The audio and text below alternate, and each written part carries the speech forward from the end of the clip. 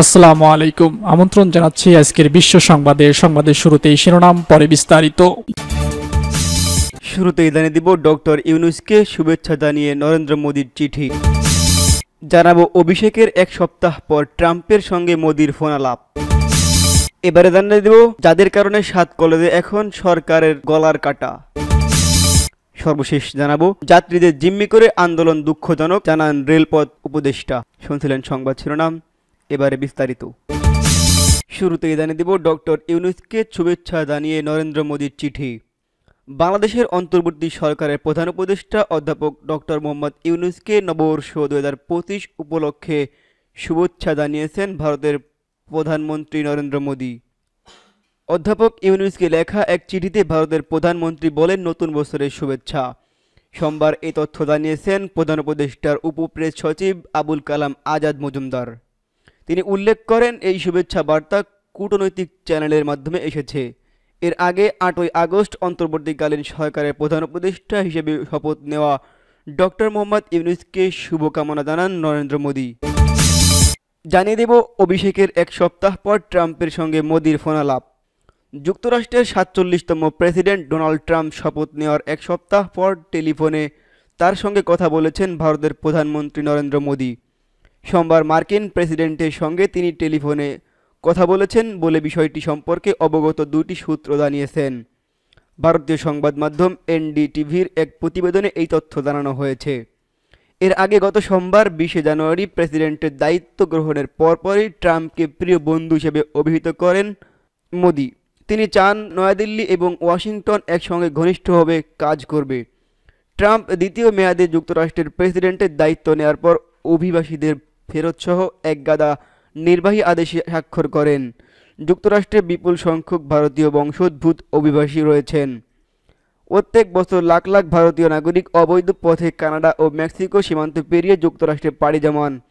ট্রাম্পের নির্বাহী আদেশ জারির পর মার্কিন আইনশৃঙ্খলা বাহিনী ইতিমধ্যে অবৈধ অভিবাসীদের বিরুদ্ধে ব্যাপক ধরপাকড় অভিযান শুরু করেছে, যে কারণে অনেক ভারতীয় যুক্তরাষ্ট্র থেকে প্রত্যাবাসনে ঝুঁকির মুখোমুখি হয়েছেন।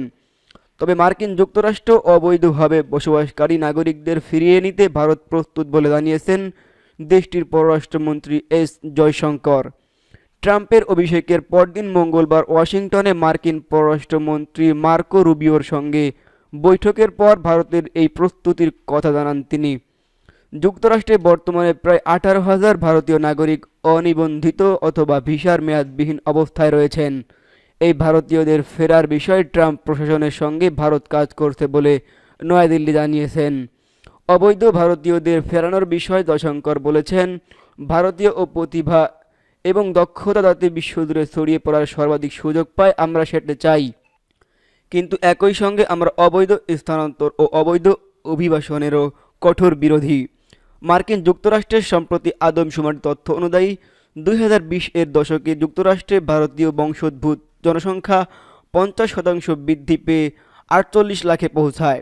ভারতের সরকারি তথ্য বলছে 2022 সালে বিদেশে পড়াশোনা করা প্রায় 13 লাখ ভারতের শিক্ষার্থীর 1/3 বেশি ছিল মার্কিন যুক্তরাষ্ট্রে।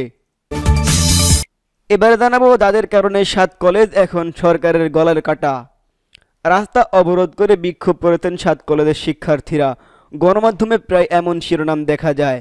কথায় কথায় একাধিক দাবি নিয়ে শিক্ষার্থীরা রাজধানীর বিভিন্ন গুরুত্বপূর্ণ পয়েন্ট বন্ধ করে কর্মসূচি পালন করেন। সর্বশেষ গত রোববার রাতে আন্দোলনের রূপ নেয় সংঘর্ষে।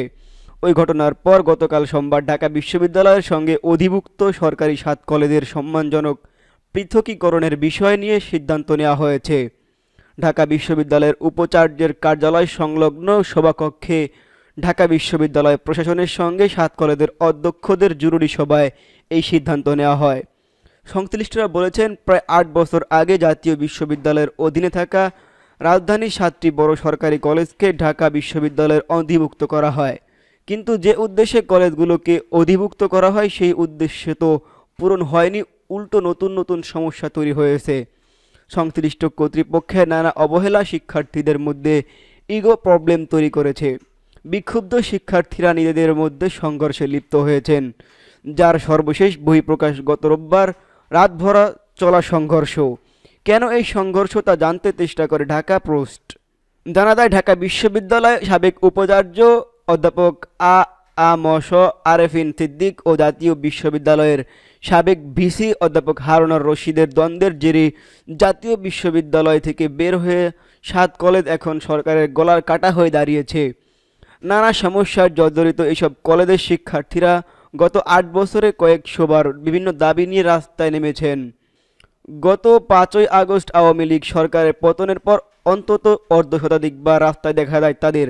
সংশ্লিষ্টরা বলেছেন, ঢাকা বিশ্ববিদ্যালয়ের সাবেক ভিসি অধ্যাপক আরেফিন সিদ্দিকের সঙ্গে তৎকালীন জাতীয় বিশ্ববিদ্যালয়ের ভিসি হারুনুর রশিদের দ্বন্দ্বের জেরে 7 সরকারি কলেজকে ঢাকা বিশ্ববিদ্যালয়ে অধিভুক্ত করা হয়। 2017 সালে 16 ফেব্রুয়ারি জাতীয় বিশ্ববিদ্যালয় থেকে ঢাকার 7 কলেজকে আলাদা করে দেওয়া হয়।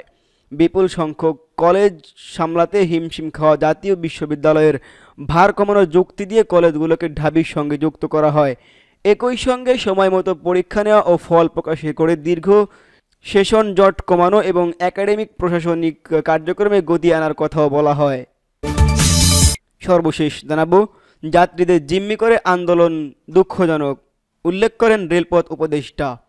রেলপথ মন্ত্রণালয়ের উপদেষ্টা মুহাম্মদ ফাউজুল কবির খান বলেছেন, দাবি পূরণের অর্থ বিভাগের সঙ্গে আলোচনা চলছে। দাবি থাকতে পারে, কিন্তু ট্রেন বন্ধ রেখে যাত্রীদের জিম্মি করে আন্দোলন দুঃখজনক। মঙ্গলবার 28 জানুয়ারি সকালে রাজধানীর কমলাপুর রেল স্টেশনে সাংবাদিকদের তিনি এসব কথা বলেন। ফাউজুল কবির খান বলেন, এ বিষয়ে রেলপথ মন্ত্রণালয়ের হাতে কিছুই নেই, যা করা অর্থ মন্ত্রণালয় করতে হবে। আলোচনা চলছে, সমাধান হবে। এ সময় রেলের রানিং স্টাফদের কর্মবিরতি প্রত্যাহারের আহ্বান জানান তিনি। পূর্ব ঘোষণা অনুযায়ী সোমবার 27 জানুয়ারি 12টার পর থেকে সারা দেশের কর্মবিরতি পালন করছেন রেলওয়ে রানিং স্টাফরা। আর এতে বন্ধ করা হয়েছে সারা দেশের ট্রেন চলাচল। এর আগে বেতনের সঙ্গে অবসর ভাতাসহ বিভিন্ন দাবি পূরণ না হওয়া পর্যন্ত মধ্যরাত থেকে কর্মবিরতি বাংলাদেশ রেলওয়ে রানিং স্টাফরা। এই অবস্থায় যাত্রীদের দুর্ভোগ কমাতে রেলপথ মন্ত্রণালয় গুরুত্বপূর্ণ রুটসমূহের বিকল্প ব্যবস্থা হিসেবে বিআরটিসি বাস সার্ভিস চালু করেছে। মঙ্গলবার রেলপথ মন্ত্রণালয়ের এক জরুরি বার্তায় এই তথ্য জানানো হয়েছে। এতে বলা হয়, বাংলাদেশ রেলওয়ে রানিং স্টাফদের কর্মবিরতির পরিপ্রেক্ষিতে আজ 28 জানুয়ারি হতে সারা দেশে রেলপথ যোগাযোগ বিঘ্ন ঘটছে। এর পরিপ্রেক্ষিতে রেলের বিকল্প হিসেবে গুরুত্বপূর্ণ রেল রুটসমূহে যাত্রী পরিবহনের জন্য বিআরটিসি বাস সার্ভিস চালু হয়েছে। জরুরি বার্তায় আরও বলা হয়, ঢাকা রেলওয়ে স্টেশন ও বিমানবন্দর রেলওয়ে স্টেশন হতে চট্টগ্রাম, রাজশাহী, সিলেট, খুলনা, কুমিল্লা, বগুড়া, ময়মনসিংহগামী যাত্রীগণ তাদের ক্রয়কৃত রেল টিকিটে বিআরটিসি বাস সার্ভিসের মাধ্যমে ভ্রমণ করতে পারবেন এবং এসব স্থান থেকে ঢাকাতে এই সার্ভিসের মাধ্যমে আসতে পারবেন। পরবর্তী নির্দেশনা না দেওয়া পর্যন্ত এই বিআরটিসি বাস সার্ভিস চালু থাকবে। উল্লেখ্য, মূল বেতনের সঙ্গে রানিং অ্যালাউন্স যোগ করে অবসর ভাতা দেওয়া সহ বিভিন্ন দাবি পূরণ না হওয়ায় অবশেষে এই কর্মবিরতিতে গেলেন রানিং স্টাফরা। রানিং স্টাফদের মধ্যে আছেন ট্রেন চালক, গার্ড ও টিকিট চেকার পদচারীরা। রানিং স্টাফরা জানিয়েছেন, রানিং স্টাফদের কর্মবিরতির ফলে যেসব ট্রেন রাত 12টার পর প্রারম্ভিক স্টেশন থেকে ছেড়ে যাওয়ার কথা ছিল, সেসব ট্রেন ছেড়ে যায়নি।